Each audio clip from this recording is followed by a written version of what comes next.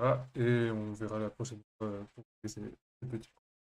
Alors, donc la Teshuvah, le responsable de Chacham Rachmiel, sur cette question de est-ce qu'une femme doit se couvrir ou non les cheveux. Rachmiel commence par faire un sorte de state of the art. Il y a des lieux qui a déjà été écrit par même sur ce sujet. Il explique que, alors, pas dans toutes les directions, mais il donne un peu les avis, euh, quelques avis notables qui permettent aux femmes de se découvrir. Et il explique qu'il va simplement rajouter en écrivant ce qu'ils ont et rajouter ses propres contenus et d'autres idées complètent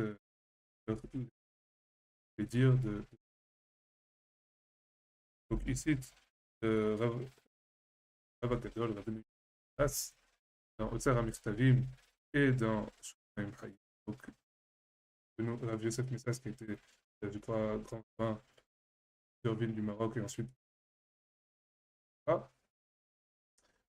qui a permis dans deux de ses ouvrages aux femmes de sortir avec les frères. Il cite aussi Rabbeinu Moshe Mal, que je connais moins, il est en classe avec son petit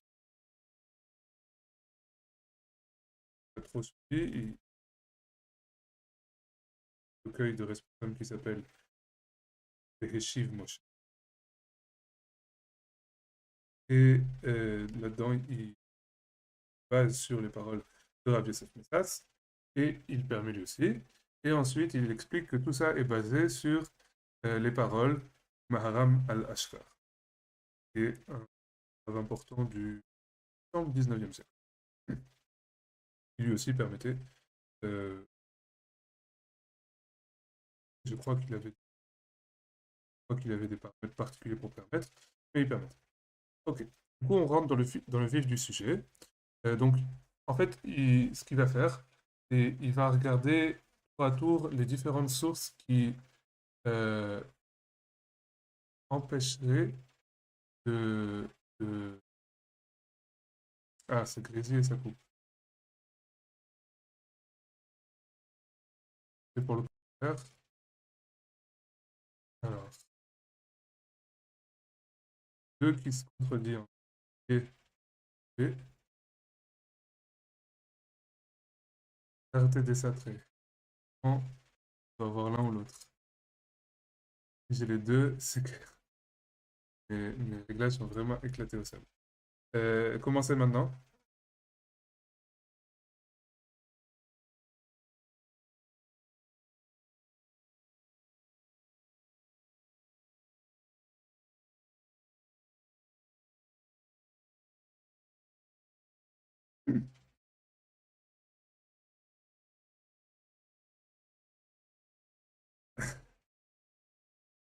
Ok, ok, écoute,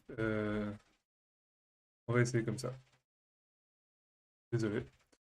Bon, je disais, il va faire il va en fait passer en revue toutes les sources halachiques qui feraient penser qu'on n'a pas le droit, qu'une femme doit se couvrir les cheveux. Il va expliquer pourquoi ça ne s'applique pas dans tel cas, pourquoi ça ne s'applique pas, ou en gros pourquoi on peut quand même permettre, malgré le fait qu'il y a des sources qui semblent indiquer qu'une femme doit se couvrir les cheveux dans le domaine public. Alors, donc, je précise, je suis malade, personne trop, et il y a ma fille qui est donc si elle se réveille, on risque d'être interrompu. Mais je vais essayer d'aller vite pour qu'on puisse, en moins d'une heure, passer en revue tous les points qu'il traite et essayer de donner mon avis à la fin sur. Euh, Entre parenthèses, c'est une teshuva qu'il écrit, j'ai l'impression, un peu pour le mainstream. C'est pas ça pour un public maïmonidien. Il va pas tellement s'attarder sur le Rambam, bizarrement. Il va plus citer le Shulchan Aruch et d'autres visionnaires, d'autres disons. que le Rambam, même s'il le traite aussi. Ou je vais essayer de m'appesantir un peu plus sur le Rambam, euh, étant donné ce qu'on a déjà raconté dans notre série sur la théorie du droit rabbinique, l'introduction du Mishneh Torah. Ok. Alors, le premier sujet dans la halakha, c'est la sugia, le sujet, dans Masechet Berachot, Se'ar Be'isha Erva. Les cheveux, les cheveux d'une femme sont une nudité. Ok. Il écrit dans Talmud Bavli, Masechet Berachot, page 24, folio A, Amar Rabbi Yitzhak Tefar Be'isha Erva, Leman. Donc Rabbi Yitzhak vient et il enseigne que Tefar, une poignée, donc en gros 10 cm, chez une femme, c'est déjà considéré une nudité. De quoi il s'agit?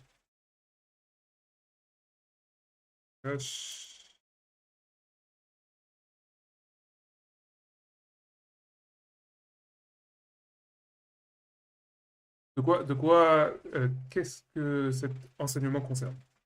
Il est coulé, bah, si on parle de l'observer, de la contempler. והמרב ששת, למה מן הכתוב תכשיטין שבחוצים תכשיטין שבפנים? כלומר, להכל המסתכל באצבע קטנה של אישה, כאילו מסתכל במקום הטרף. Si on parle vraiment d'observer, de contempler une femme, et on dit c'est 10 cm chez une femme, c'est interdit. Alors pourtant, Rav Shechet, il a enseigné que à partir d'une dracha souk, il explique que regardez même le petit doigt d'une femme, donc moins que le coude, moins que la poignée, pardon, le petit doigt d'une femme, c'est équivalent à regarder la nudité, genre organe sexuel. Donc ça ne peut pas parler de ça. Donc cet enseignement de une poignée, donc une distance d'un point chez une femme et une nudité, ne peut pas s'appliquer à cette question d'observer une femme. Et là, de quoi il s'agit? De sa propre femme et pour le Kriyat Shema. C'est-à-dire qu'on a le droit d'observer sa femme, mais pas au moment du Kriyat Shema. Et on n'a pas le droit du coup de regarder n'importe quelle femme au moment du Kriyat Shema.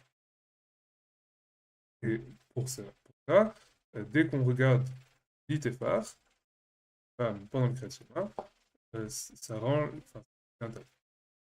Amar Apizda, Shok Beisha Arva. Donc maintenant on va avoir d'autres qui vont rebondir sur l'enseignement de Rav Yitzhak et qui vont compléter. Apizda il explique Shok Beisha Arva. La jambe d'une femme, c'est une nudité.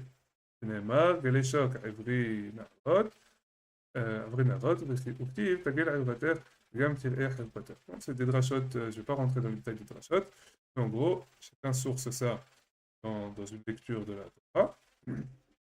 Amar Shemuel Kol Beisha Erva. Le Shemuel donne un autre enseignement qui complète. Il dit la voix d'une femme, c'est déjà une nudité. Neymar qui collecte Arev ou Maïchnabe. Amar Rav Shechet. Se'ar Beisha Erva. Sheneymar Se'arer Ke'eder Ha'izir. Donc, les cheveux d'une femme sont aussi nudité, comme il est écrit dans Shirachim Minot Racha. Donc, on a 4 enseignements supplémentaires sur Kriyat Shema en particulier. Donc, regarder une longueur d'une poignée, c'est interdit. Regarder la jambe, même, c'est interdit. Regarder, écouter une femme, c'est interdit. Et regarder ses cheveux, c'est interdit. Ce sont tous des nudités. Rabim,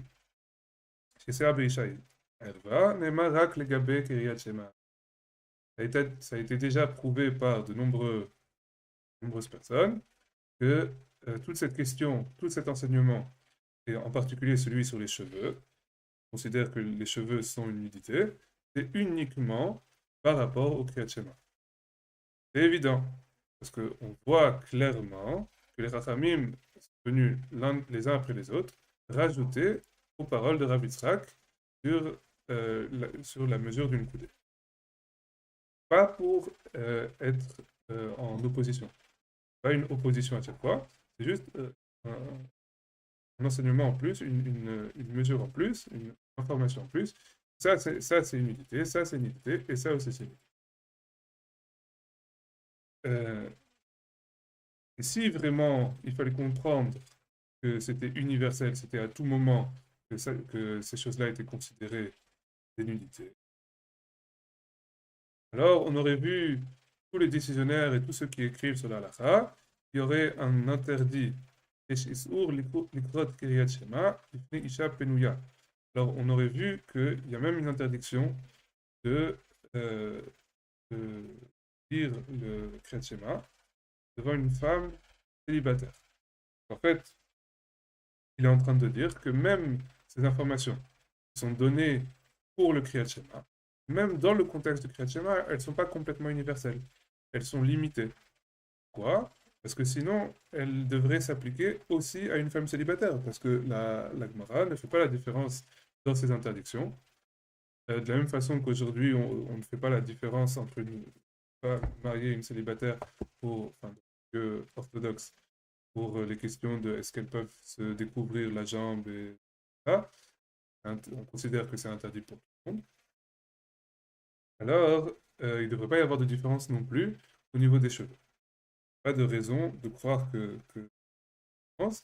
Du coup, on comprend que même cet interdit dans la Gemara, cette information que ces choses-là sont considérées des nullités, bah, elles dépendent du contexte. Moi, il reprend ces mots. היינו רואים שיכתבו כל המחברים שיש איסור לקרוא קריאת שמע לפני אישה פנויה.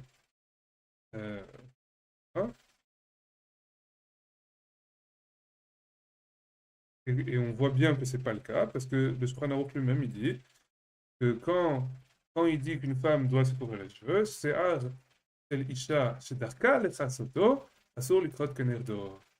Il dit que les cheveux d'une femme qui a l'habitude de les couvrir, alors elle, c'est interdit de lire devant elle.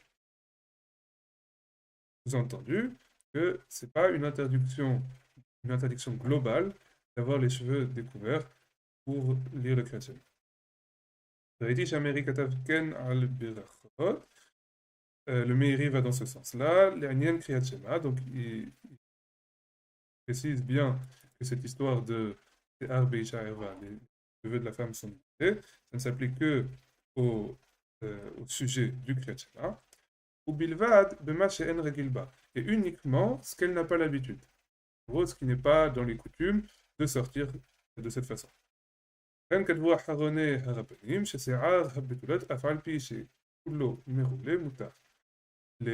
Meiri précise lui-même que les derniers rabbinim ont écrit de la même façon que les cheveux des célibataires, des vierges, littéralement, malgré le fait qu'ils sont découverts, il n'y a pas de problème de lire devant, parce que déjà à son époque, du Meiri, donc 14e siècle, ça, les célibataires ne se couvraient déjà plus les cheveux, et du coup, il n'y avait aucun problème pour lui de lire devant eux le schéma.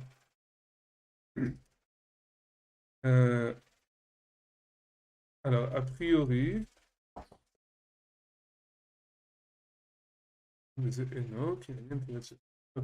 et du coup, on voit bien que tout ce sujet n'a aucun rapport avec la question de façon générale. Est-ce qu'une femme, elle a besoin, elle doit se couvrir les cheveux quand elle sort? C'est uniquement dans un contexte très précis des gens qui lisent le Kriyat Shema, un homme qui lit le Kriyat Shema devant une femme, est-ce qu'elle doit se couvrir les cheveux ou pas? Même là-dedans, on a cité le Shulchan Aruch et le Meiri qui expliquent que si elle a l'habitude de se couvrir les cheveux et que du coup c'est pas tzniut, c'est-à-dire chose qui risque, on va rentrer plus dans les détails, qui risque de donner des mauvaises pensées à l'homme, qui risque de le distraire tout simplement, alors c'est interdit. Mais si c'est habituel que la femme elle soit découverte comme ça, alors ce serait pas. Je disais, on ne va pas rentrer là-dedans, c'est moins intéressant, mais a priori, pour le Kriyat Shema, pour le sujet du Kriyat Shema, pour le Rambam, ça reste interdit d'observer les cheveux d'une femme ou enfin, quoi que ce soit d'une femme, même si c'est habituel pour elle de sortir comme ça, parce que c'est une distraction. Même si c'est habituel pour elle de sortir comme ça, il y a des choses qui sont- Donc pour résumer, pour l'instant, pour ceux qui tomberaient sur la vidéo, c'est seulement dans le contexte de Krishna qu'on a traité. C'est ça. Pour l'instant, tout ce qu'on a vu, c'est cet énoncé de les cheveux d'une femme sont, sont nudité, c'est restreint au contexte du Kriyat Shema. אינו קשור לחיוב נשים לא לצאת ברש מבולה, שהרי לפי הסוגיה, ערווה זאת אסורה אף לבעלה. Oui, c'est quelque chose de clair dans le Talmud, que cet enseignement ne concerne pas du tout la femme en général, mais seulement le contexte du Kriyat Shema, parce que la Gemara dit clairement que ça s'applique même pour sa propre femme. Et c'est évident qu'un homme, il a le droit de voir sa femme de façon générale avec les cheveux découverts. Donc, euh, c'est vraiment clair et évident. On ne parle que dans le contexte très restreint du Kriyat Shema. ולכן, אין בזה משום חיוב הצניעות לאישה, שהרי היא מותרת ללכת בלי כיסוי בביתה, אלא שיש בזה משום הרהור להבעל כשהוא קורא. Donc, ainsi, il est clair qu'il n'y a aucune obligation au niveau de la pudeur pour une femme de se couvrir les cheveux, puisque elle a le droit de marcher, d'être chez elle sans se couvrir les cheveux. Mais il y a un problème, il y a un sujet là-dessus à cause de la distraction qu'elle peut causer à son mari au moment où il lit le schéma. Je passe un peu toute cette partie, mais en fait, il explique que il rentre un peu dans les détails de ce sujet dans Berachot. Il parle en particulier de la question de la voix d'une femme. Il dit plusieurs choses. On a dit un coude, on a dit les cheveux, la jambe, et on a dit aussi la voix. Et aujourd'hui, c'est compris de façon générale chez les orthodoxes, chez les muslims, comme une femme n'a pas le droit de chanter devant un homme. Il y en a qui les rajoutent, d'autres qui interdisent de façon générale. Mais il explique assez clairement, et peut-être une autre fois on rentre dans le détail, que c'est pas une question de chanter, c'est la voix, qu'elle parle ou qu'elle chante. Kol Be'isha Ervan, c'est pas du tout limité à la voix, à la chanson, voix mélodieuse. Ça peut être juste parler. Une femme qui parle devant son mari qui fait le Kriyat Shema, c'est une distraction.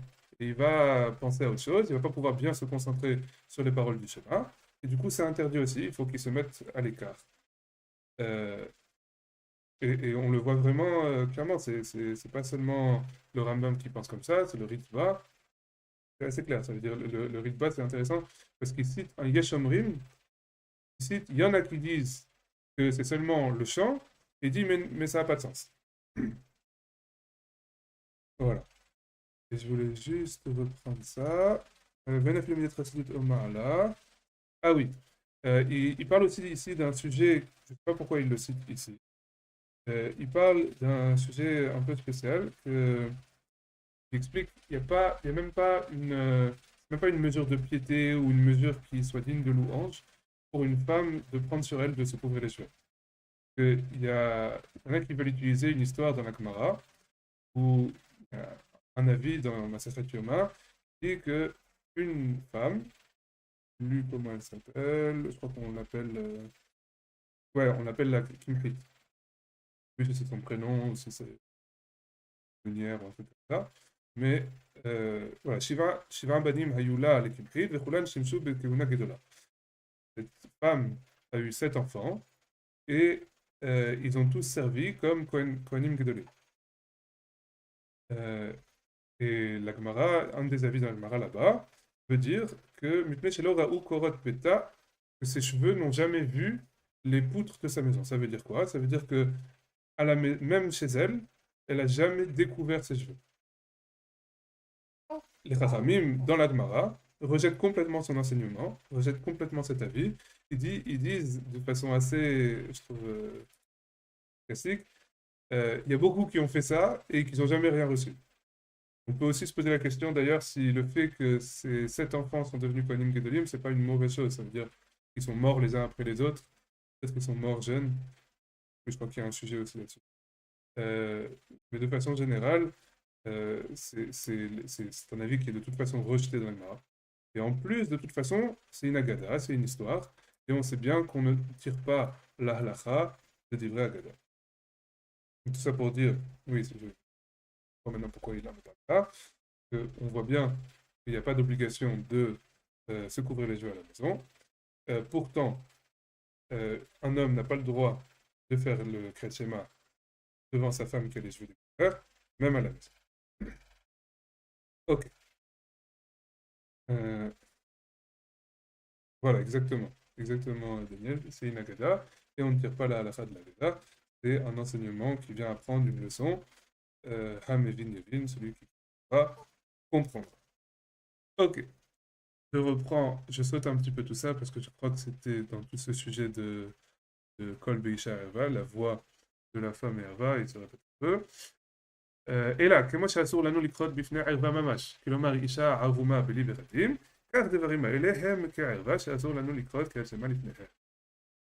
De la même façon, il nous est interdit de lire le schéma devant une femme nue complètement, une femme qui n'a pas d'habit. Ainsi, il est interdit de lire devant ces choses-là, qui sont considérées des nudités pour le sujet du Kriyat Shema.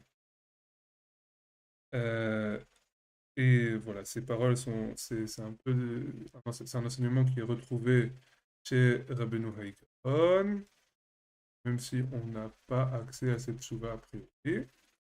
Et après, on trouve chez le Peri Hadash, Iskia da Silva, il me semble. Lui, il explique comme ça, des ha-ha-ha, lav ta'ama mishum, velo yebecha irvat davar. Il explique clairement, c'est oui, précise, que toute cette question dans, dans la Gemara qu'on a vue, pas du tout un sujet de pudeur. C'est pas lié au passouk qui nous interdit d'avoir chez nous des choses impudiques. Et là, mishum de mitrad de atel et la seule raison pourquoi c'est interdit pour le chrétien, parce que ça dérange, ça distrait, et ça va faire ça va amener des pensées, des distractions. Puisque c'est ainsi, c'est juste une question de distraction, pardon. Celui qui a transgressé et qui a lu, avec sa femme qui chantait ou en regardant les cheveux de sa femme, quelque chose comme ça, il est quand même quitte. J'imagine, on parle de quelqu'un qui sait qu'il s'est concentré pendant le Kriyat Shema, et il a réussi, et il sait qu'il s'est concentré pendant le Kriyat Shema, mais il avait les cheveux de sa femme, lui il les quitte parce que l'important c'est qu'il se soit concentré. Une question, Daniel. Comment peut-on alors se fier à la teshuva de Haïgaon, étant donné le nombre faux? Oui, c'est une bonne question. Je ne pense pas qu'il se fie à celle-ci. C'est juste que dans la mesure où elle va dans le même sens que la raison, l'analyse qu'il cite, il n'y a pas de raison de... Enfin, il précise que lui-même n'a pas eu accès à cette teshuva, du coup, il est un peu sceptique. Mais voilà, il mentionne quand même que le Maharam al-Ashkar la cite de cette façon-là. Donc je disais, quelqu'un qui aurait lu le schéma devant sa femme avec les cheveux découverts et qui se serait concentré, il serait yotzé, il serait quitte. Et le Pri Hadash dit, c'est possible que même le Rambam comprend de cette façon-là. Voilà. Oui, intéressant. On va voir tout de suite, il y a une distinction dans le langage des Chachamim. Dans la halakha, ils disent ne fais pas ça ou on ne doit pas faire ça. il y a différents langages qui peuvent être utilisés. Il y a Assour, En ou Lo. Assour, c'est il est interdit de. En, c'est on ne fait pas. Lo, ça veut dire on ne devrait pas. Lo, c'est plus une recommandation. Lo, c'est pas aussi fort que Assour, c'est une recommandation forte. Et du coup, c'est ma propre euh, idée. Quand on regarde dans Ilchot Kriyat Shema, dans le troisième Pérec, c'est écrit que l'homme ne doit pas faire le schéma devant sa femme. Et le langage qui est utilisé là-bas, c'est l'eau. Pas assour, c'est pas n, je me rappelle bien, c'est l'eau. Donc ça a du sens de dire que c'est pas complètement interdit. Et celui qui l'a fait devant sa femme est quand même quitte. Ok. Mais justement, גם אם הערווה דסוגייתנו בברכות שהיחד בכל זמן ובכל מקום, החיוב מוטל על האיש ולא לאישה. Même si la nudité dont on parle dans Berachot, le passage talmudique qu'on a vu au-dessus, et s'applique à tous les moments, toutes les époques, c'est-à-dire c'est universel, c'est-à-dire pas limité au Kriyat Shema. L'interdiction ne s'applique qu'à l'homme, pas à la femme.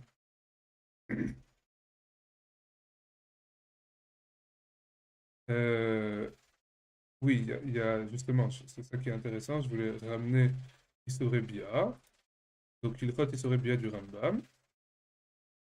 Là-bas, lui, justement, le Rambam, il ne le comprend pas exactement comme Rachmiel cette marque. Il semble comprendre que il est interdit pour un homme, c'est où...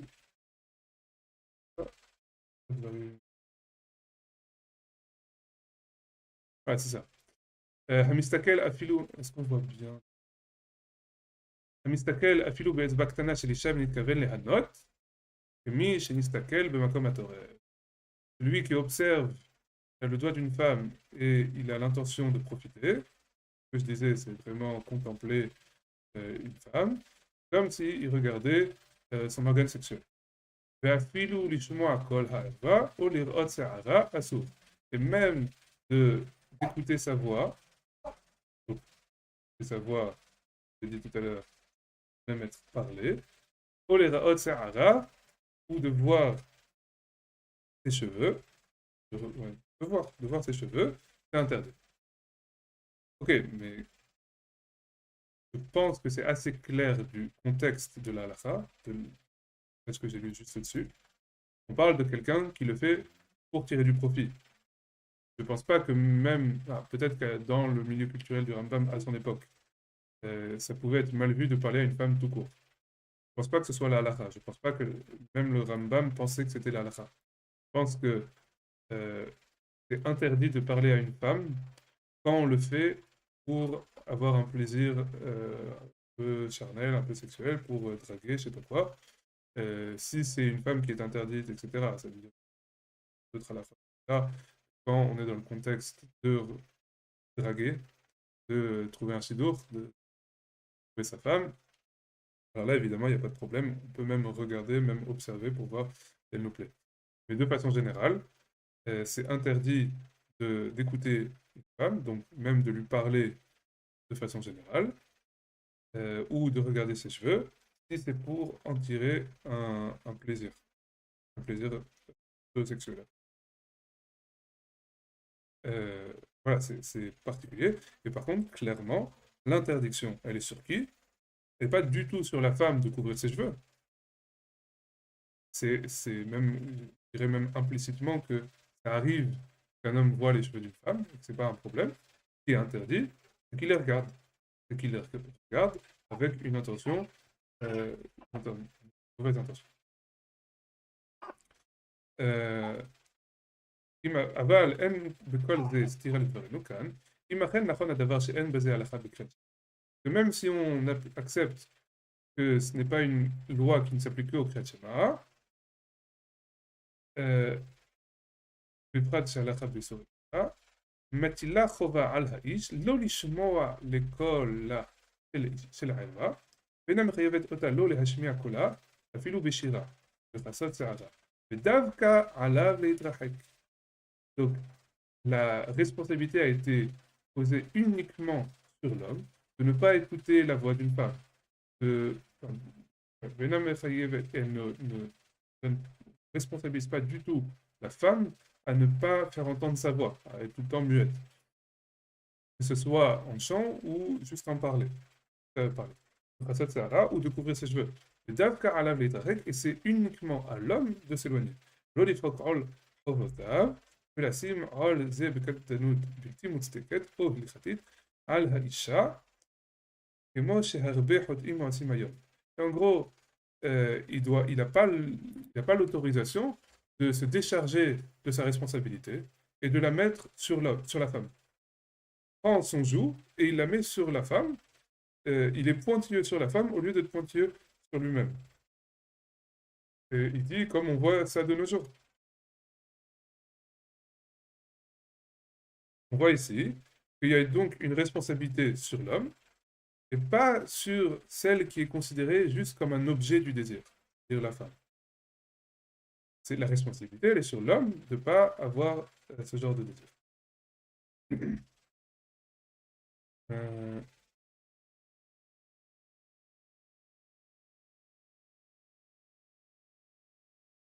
vais reprendre.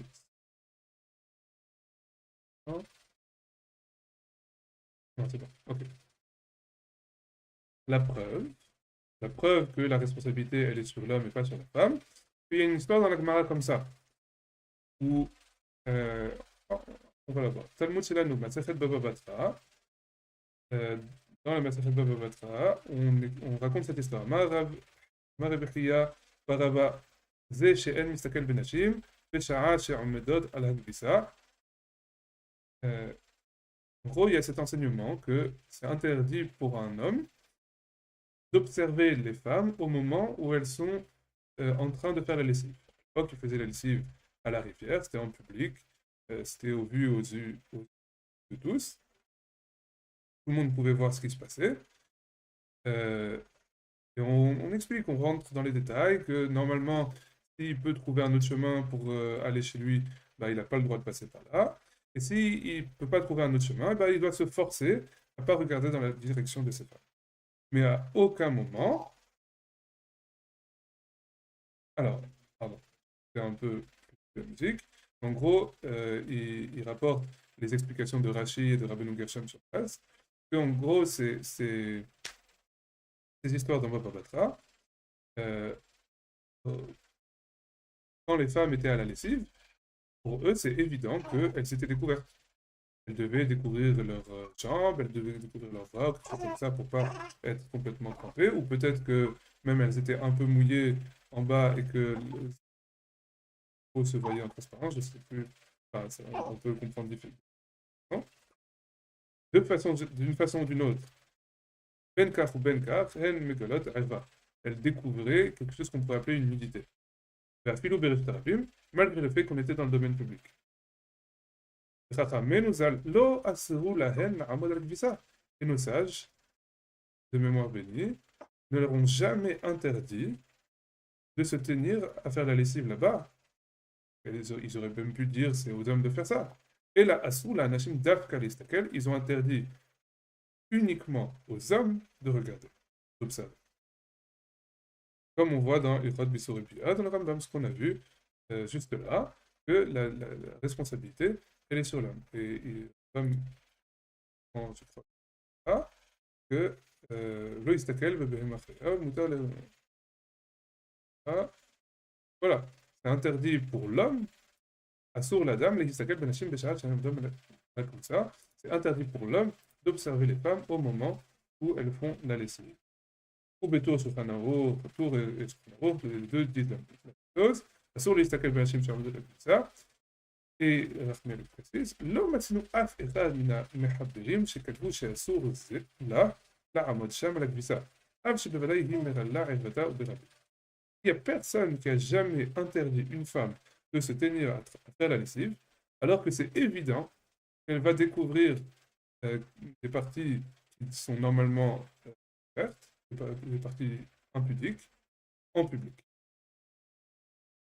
ועל כן יש לנו ראיה מפורשת שאין איסור לנשים לגלות ערוותן בעצם כשדרך הנשים לכך.